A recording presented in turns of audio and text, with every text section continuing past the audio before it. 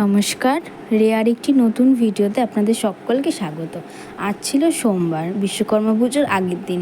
আমি দুপুরবেলা থেকে ভিডিওটি স্টার্ট করি। তো পুরনো বিশ্বকর্মা বিসর্জন না দিলে নাকি নতুন বিশ্বকর্মা আনা যায় না। তো যবে থেকে আমাদের কারখানা তবে থেকেই আমি এটা শুনে এসেছি মার মুখে। তোমরা পুরনো বিশ্বকর্মাটি বিসর্জন দিয়ে তারপর আমরা চলে গেছিলাম যেখানে আমাদের নতুন বিশ্বকর্মাটি বানাতে দেওয়া হয়েছিল। তো ওখানে গিয়ে দেখি কত সুন্দর সুন্দর দুর্গা প্রতিমা তৈরি হচ্ছিলো। আসলে সামনেই তো দুর্গা পুজো, না স্বাভাবিক ওখানে তো তৈরি হবেই। তারপরেই আমাদের পছন্দের বিশ্বকর্মাটি, যেটা আমরা অর্ডার দিয়ে এসেছিলাম, সেটি আমরা বাড়িতে নিয়ে এসেছি। আর এই বিশ্বকর্মাটিও প্রচণ্ড সুন্দর হয়েছিল।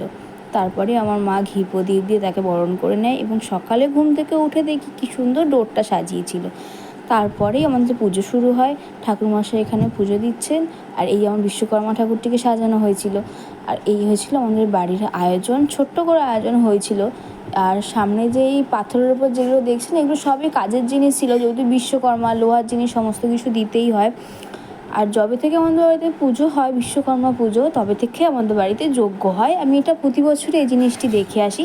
বলে নাকি যজ্ঞ করা নাকি খুব ভালো ব্যবসার পক্ষে। এই লাল পাঞ্জাবি পরে যাকে দেখছেন, ইনি আমার বাবা হন।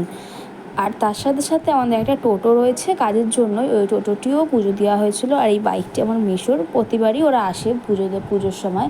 আর এই বাইকটি ছিল আমার বাবার, এটিও পুজো দেওয়া হয়েছিল। আর কাজের সূত্রে আমাদের দুটো মেশিন আছে ঘরে, সেই মেশিন দুটোও আমাদের পুজো করা হয়েছিল, যেহেতু এগুলো লোহার জিনিস। তো ভিডিওটি কেমন লাগলো অবশ্যই জানাবেন। ভালো থাকবেন, সুস্থ থাকবেন।